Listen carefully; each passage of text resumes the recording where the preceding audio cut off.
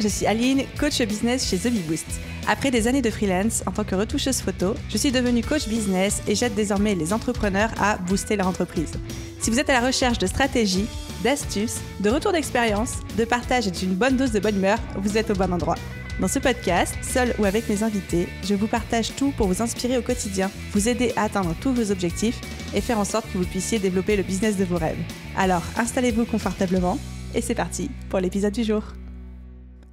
Hello tout le monde! Comme vous le savez, la fin de l'année, c'est un moment que j'aime beaucoup déjà, mais c'est surtout le moment où nous tous les entrepreneurs prennent le temps de faire un bilan de leur année, de ce qui s'est passé, une rétrospective des 12 derniers mois et aussi la préparation des 12 mois à venir. Donc avec un peu de chance, si vous écoutez cet épisode de podcast à peu près au moment de sa sortie, vous êtes en plein dans faire le bilan de votre année 2021, préparer 2022 qui s'annonce être une année de folie. D'ailleurs, vous avez été plusieurs centaines à participer au workshop que j'ai animé avec mon ami Alexis de Tribu 1D sur comment faire le bilan 2021 et planifier son année 2022. Encore merci à tous ceux qui étaient là, c'était trop top. Bref, et qui dit fin d'année et qui dit bilan, dit aussi bien évidemment repérer ses erreurs, repérer les leçons qu'on a apprises cette année et en tirer les bons enseignements. Et aujourd'hui, dans cet épisode, j'ai envie de vous parler de mes 3 plus grosses bourdes de l'année 2021. Des bourdes qui m'ont coûté du temps, de l'argent, de l'énergie et parfois, vous allez voir, qui ont entaché aussi ma réputation. Alors certes, il y a eu bien plus que 3 erreurs. Je n'ai pas fait que 3 erreurs cette année, j'en ai fait des dizaines et des dizaines. Mais on va dire que celles-ci, elles m'ont particulièrement marquée, chacune pour une raison bien précise. Et je me suis dit que c'était aussi des choses intéressantes à partager avec vous parce que j'en ai pas forcément parlé sur les réseaux sociaux. Enfin, il y en a une, j'en ai un petit peu parlé. Mais il y en a 2 autres, j'en ai pas du tout parlé. Donc, vous allez découvrir ça avec moi. Et pourquoi je vous parle de bourdes, d'erreurs et de conneries ? Parce que dans cet épisode, pour une fois, j'ai pas envie de faire dans la bienveillance hypocrite en mode « Non, mais Aline, ce sont des leçons que tu as apprises, des enseignements, etc. » Oui, certes, évidemment. Mais des fois, il y a aussi juste des trucs où je merde, où je me plante royalement. Et effectivement, après, on apprend de ses erreurs. Et ensuite, on se dit, on ne va pas les reproduire. Mais sur le moment, il faut bien se rendre à l'évidence qu'une connerie est une connerie. Donc, l'objectif de cet épisode de podcast est évidemment de vous partager là où je me suis plantée pour ne pas que vous fassiez les mêmes bêtises que moi. Mais aussi, objectif sous-marin, de vous montrer que tout le monde fait des bourdes. Et que, comme je le dis souvent, n'ayez pas peur de faire des erreurs en business parce que 1, 2 ou 3 erreurs, 1, 2 ou 3 mauvaises décisions mettront très rarement en péril votre business. C'est la répétition multiple de mauvaises décisions, qui sont toujours les mêmes souvent, qui est dangereuse pour votre business. Donc c'est le moment de faire péter votre meilleur plaid, de siroter votre meilleur lait de poule s'il y a encore des gens qui boivent ça en 2021 et de savourer le goût de l'échec chez The Bee Boost. Allez, c'est parti pour l'épisode du jour. Erreur numéro 1 que j'ai faite, c'est de travailler ou faire travailler des personnes parce que c'est des potes ou pour leur faire plaisir ou encore pour les encourager. Je sais qu'on dit souvent qu'il ne faut pas travailler avec des potes, avec de la famille, avec des amis ou qu'il faut se méfier de quand on travaille avec des gens qui ont déjà des liens avec nous, un antécédent, des choses comme ça. Mais je ne sais pas s'il y en a qui sont comme moi dans l'audience, je suis ce genre de personne qui a besoin de mettre la main sur la vitre de la cheminée pour comprendre que ça brûle. Quand j'étais petite, vous pouviez me dire « Attention, ça brûle, attention, c'est chaud, attention, ça mord, attention, ça pique ». Tant que je ne m'étais pas brûlée, piquée, empoisonnée, ce que vous voulez, je n'intégrais pas l'erreur. Donc je suis quelqu'un qui a besoin de se planter et d'expérimenter en plantant pour intégrer les leçons. Et en 2021, je me suis plantée 3 fois sur ce plan-là, 3 fois. À 3 reprises, j'ai voulu travailler avec une personne, soit parce que c'était un ami, soit parce que j'avais envie de lui faire plaisir, soit parce que j'avais envie de l'encourager dans son activité, etc. Et ces 3 fois, je l'ai amèrement regretté parce que ça m'a coûté du temps, ça m'a coûté de l'argent et puis des fois, ça a aussi un petit peu entaché les relations que je pouvais avoir avec ces personnes-là. Alors, s'il y en a parmi vous qui peuvent être tentés de travailler avec des potes, des gens que vous connaissez, que vous avez envie d'aider pour les encourager, par pitié, ou même des fois, on se sent un peu obligé, on a une petite partie d'ego qui joue là-dedans et on se dit « Ah, il faut que je le fasse travailler, etc. » Non. Pourquoi je vous dis un non aussi catégorique ? Il y a 3 risques en fait quand on travaille avec un pote, parce que c'est un pote. Je suis pas en train de dire que vous n'avez pas le droit de travailler avec des gens que vous aimez bien, avec qui vous entendez bien, on en reparlera après. Mais on ne fait pas travailler quelqu'un juste parce que c'est un pote. Parce qu'il y a 3 risques. Risque numéro 1, qui est le plus évident, c'est que ce ne soit pas la bonne personne pour vos besoins et pour vos attentes. Si ça se trouve, ce n'est pas la bonne expertise, ce n'est pas le bon style, ce n'est pas la bonne manière de travailler, ce n'est pas le bon niveau aussi, ce n'est pas le bon budget. Bref, c'est peut-être pas la bonne personne pour vous. Ensuite, deuxième risque de travailler avec un pote ou quelqu'un qu'on connaît trop bien ou qu'on connaît plus d'un côté perso que d'un côté pro, c'est de se mettre des bâtons dans les roues d'un point de vue communication, parce que des fois quand on travaille avec des gens qu'on connaît avant ou qu'on connaissait d'avant ou qu'on connaît ou à qui on a une relation personnelle, des fois on a peur de lui faire nos retours, on n'ose pas tout lui dire, on n'ose pas lui faire de la peine en disant qu'on n'aime pas forcément son travail, et souvent, il y a très souvent des moments où on dit bah ça j'aime pas, etc. Et bref, le fait de connaître déjà cette personne, d'avoir un affect auprès de cette personne peut nous empêcher nous-mêmes d'être totalement honnêtes et transparents avec cette personne sur son travail, et du coup de prendre le risque de finir avec quelque chose qui ne nous convient pas à 100%. Et le troisième risque, de travailler avec un pote. Et encore, quand je dis pote, ça, vous avez compris, ça englobe toutes les relations qui pouvaient être des relations personnelles avant de devenir des relations professionnelles. C'est la relation qui n'est pas très claire. Parce que certaines personnes ont du mal à mettre la limite et à respecter cette limite entre pro et perso. Et j'ai déjà moi-même vécu des situations et observé aussi des situations où la personne, parce que c'est votre pote ou parce que c'est un membre de votre famille, etc., se permet de prendre des libertés avec vous qu'elle ne prendrait jamais avec d'autres clients en mode non-respect des deadlines, je te parle mal, je fais pas exactement ce que tu me dis, je réponds, des choses comme ça. Alors, pour remettre les pendules à l'heure, évidemment qu'on peut taffer avec des potes. Bien évidemment. Ça, je le fais tout le temps. Mais quand on choisit de travailler avec des potes, on ne choisit pas de travailler avec des potes parce que ce sont des potes. On choisit de travailler avec des potes parce que ce sont les bonnes personnes pour vous, que ce sont les bonnes personnes pour votre business et que ce sont les bonnes personnes par rapport à ce que vous recherchez. On travaille avec des potes parce que leur univers correspond à nos attentes. Par exemple, quand je parle d'univers, c'est si vous faites appel à quelqu'un de créatif, comme un graphiste, un designer, des choses comme ça. Vous pouvez travailler des potes parce qu'ils sont professionnels et que vous savez qu'ils sauront faire la part des choses entre le côté pro et le côté perso. Mais on est des entrepreneurs et en tant qu'entrepreneur, on ne veut que le meilleur pour notre business.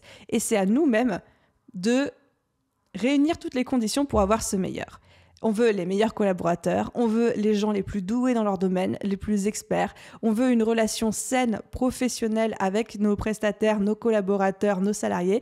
Pas forcément des relations où il y a un antécédent amical et où la personne en face pourrait être tentée de mélanger le pro avec le perso. Bref, vous avez compris le message. C'est important de savoir travailler avec les bonnes personnes pour nous et de les choisir avant tout parce que ce sont les bonnes personnes pour votre business.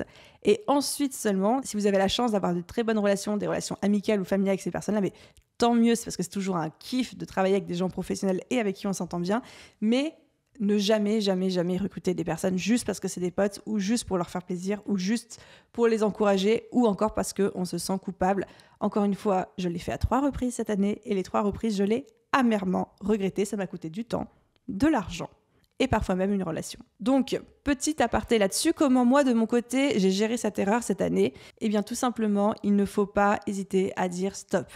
Et moi, de mon côté, il m'a fallu la 3e récurrence pour m'en rendre compte et arriver, mais il ne faut pas hésiter à dire stop, à mettre fin à la collaboration, même si celle-ci n'est pas terminée. Alors, on le fait évidemment dans le respect de la personne en face et dans le respect des termes du contrat qui a été signé entre vous et votre prestataire, parce que ce n'est pas parce que c'est un membre de votre famille ou un pote qu'il ne faut pas signer de contrat, certainement pas. Mais il faut des fois arriver à dire stop, limiter la casse et dire ça ne fonctionne pas, on va arrêter ici avant que chacun perde en temps, en argent, en patience, etc., etc. La leçon à tirer de tout ça, c'est que les brunchs, c'est les brunchs et le business, c'est le business. Et vous voulez, en tant qu'entrepreneur, ce qu'il y a de mieux pour votre business. Donc, si à un moment, vous devez travailler avec de la famille, avec des potes, avec des amis, avec des proches, veillez à ce que ce soit pour les bonnes raisons et pas que parce que cette personne-là, c'est votre pote. On arrive à la 2e grosse erreur de mon année 2021, qui est de sous-estimer mes chiffres par modestie et me tirer une balle dans le pied au passage. Ça, c'est une des erreurs que je fais le plus souvent en business, mais pas que. Parce que, et là c'est le moment confessions intimes, mais je suis ce genre de gamine insupportable au collège, au lycée, qui pensait qu'elle avait raté son contrôle de maths et qui disait à tout le monde « Ah non, mais j'ai raté mon contrôle, etc. » et qui finissait par avoir 16 ou 19 sur 20.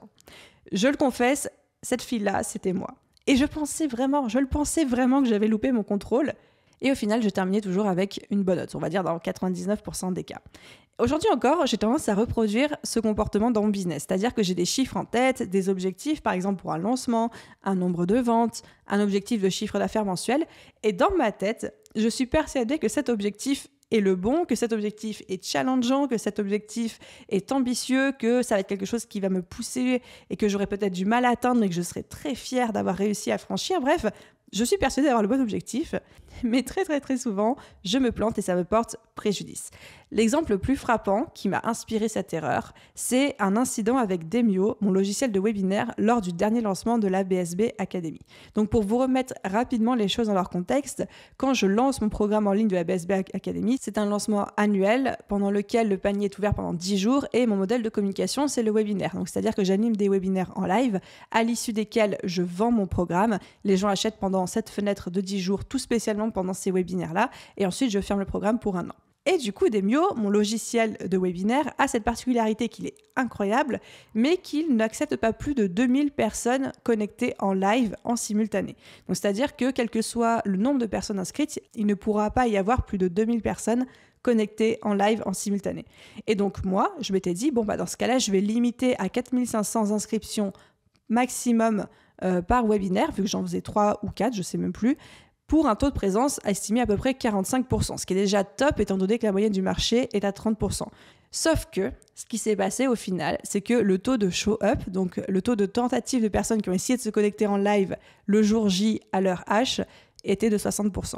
Donc 60%, ça veut dire qu'il y a des centaines de personnes qui se sont retrouvées à la porte, littéralement, digitalement, de la salle de réunion, de la salle de live dans laquelle j'étais, qui n'ont pas pu tout simplement se connecter, pas pu accéder au live. C'est une expérience qui a été extrêmement désagréable pour ces personnes et je le sais parce qu'on m'en a beaucoup parlé après. Il y a des gens, je le sais, qui avaient littéralement booké leur soirée, qui s'étaient arrangés, qui avaient arrangé leurs emplois du temps pour pouvoir être là et qui n'ont pas pu se connecter. Il y a une énorme frustration et colère de la part de mon audience et de ces personnes-là qui s'est développée. Ça a été aussi une expérience hyper stressante pour mon équipe qui s'est retrouvée en première ligne pour gérer les gens pas contents, les gens qui n'arrivaient pas à se connecter pendant que moi j'étais en live en train de faire mon webinaire. Eux, ils étaient en back-end en train de répondre aux mails, aux messages sur les réseaux sociaux, etc. de gens qui disaient mon lien ne marche pas, je suis à la porte, qu'est-ce qui se passe, etc. Et au final, tout le monde a été stressé et tout le monde a été déçu. Et ça, c'était juste la faute de Aline et de ses mauvaises estimations. Alors, comment j'ai géré cette erreur ? Très honnêtement, là, pour le coup, j'ai merdé. J'ai complètement merdé, donc j'ai présenté mes excuses, tout simplement. J'ai tout d'abord envoyé un mail avec un cadeau, donc c'était un petit e-book PDF inédit à tout le monde, à toutes les personnes qui étaient inscrites, qu'elles se soient connectées ou pas, et je me suis excusée aussi personnellement par vocal Instagram auprès de toutes les personnes qui m'avaient envoyé un message sur Insta en me disant « Aline, c'est pas possible, c'est pas professionnel de nous promettre un webinaire et qu'on ne puisse pas se connecter en live, t'as merdé sur ce coup-là ». Et là, j'ai pas cherché à me trouver des excuses, j'ai pas cherché à éluder le problème, je me suis juste excusée, j'ai pris mes responsabilités, même si c'était pas agréable. Et toutes ces personnes-là qui s'étaient plaintes sur Instagram, je leur ai envoyé un vocal d'excuses, une à une individuellement. Donc là, on parle d'à peu près 300 vocaux envoyés sur Insta ce jour-là, suite à ma masterclass. Je crois que j'ai passé la moitié de ma nuit à faire ça. Je m'en mordais les doigts. Je m'en suis énormément voulu, mais la leçon à en tirer, c'est qu'à un moment, vous allez faire des merdes comme ça et vous n'allez pas avoir d'excuses. Vous n'allez pas avoir d'excuses et qu'à ce moment-là, il faut juste même pas essayer de trouver des raccourcis, même pas essayer de faire le sneaky snack, à éviter le problème, à mettre ça sous le tapis ou à essayer de vous décharger de cette responsabilité-là, mais juste de la prendre et de dire oui, j'ai merdé, j'en suis désolée et voilà ce que je vais faire pour me rattraper pour la prochaine fois. Donc voilà, ça c'était la première leçon à en tirer. Il y en a aussi une deuxième que j'applique depuis ce jour-là dans mon business, c'est qu'au lieu de me fixer un seul objectif, je m'en fixe 3 par lancement ou 3 pour le mois en termes de chiffre d'affaires, etc. En fait, dès que j'ai besoin de me fixer un objectif, maintenant, j'applique la méthode du BMW. Donc, c'est-à-dire qu'au lieu de me fixer un objectif, je m'en fixe 3 qui répondent aux initiales BMW, qui sont bien, mieux et waouh. Et donc, au final, un objectif en devient 3, donc 3 paliers. L'objectif qui aurait pu être l'objectif initial devient le palier du milieu, donc le mieux. Le bien, c'est à partir de quel objectif je serai à peu près contente. Et le fameux W étant quel est l'objectif, quel est le chiffre à partir duquel je me serais en mode « waouh, je pensais même pas arriver là ». Et le fait d'arriver à avoir 3 paliers plutôt que 1 en termes d'objectifs chiffrés m'aide aussi à éviter de trop tomber dans de la modestie ou de la fausse modestie, on appellera ça comme on veut, et à avoir tendance à sous-estimer ce qu'on est capable de faire dans le business.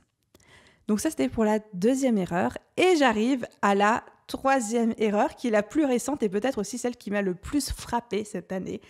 Et c'est en exclusivité, c'est inédit pour vous parce que j'en ai parlé à personne, littéralement, mais je crois que même mon équipe n'est pas au courant parce que je leur en ai pas parlé.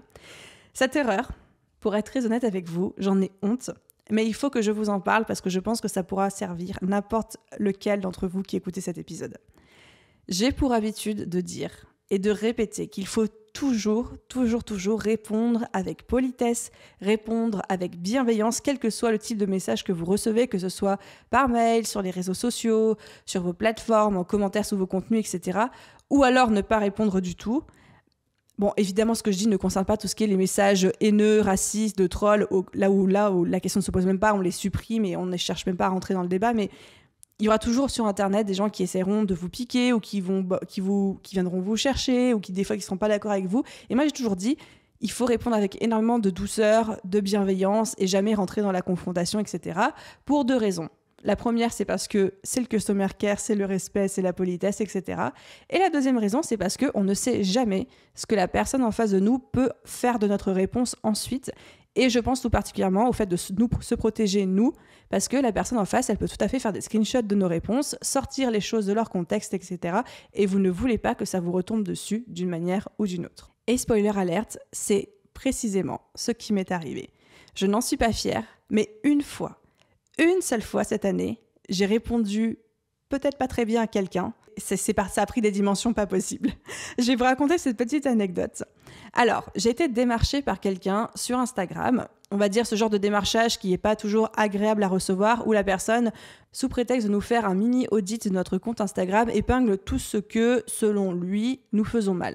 Donc moi, je reçois un vocal d'une personne que je ne connais pas sur Instagram qui dit « Oui, Aline, voilà, je suis tombée sur ton compte Instagram, c'est cool ce que tu fais, mais alors franchement ta bio, c'est pas top. En fait, quand je lis ta bio, je comprends pas ce que tu fais. Alors, je sais pas si tu arrives à avoir des clients comme ça, mais honnêtement, je pense que tu peux grave l'améliorer et tout, parce que moi, je trouve pas ça top, ça me donne pas forcément envie, et puis je comprends pas vraiment ce que tu fais, etc. » Et alors, s'il y en a qui me suivent sur Instagram, je sais que là, vous êtes en train de vous dire « Ah, quoi, c'est quoi, qu'est-ce qu'il dit, etc. » Et sur le moment, normalement, je réagis pas à ce genre de message. Normalement, je réponds juste poliment.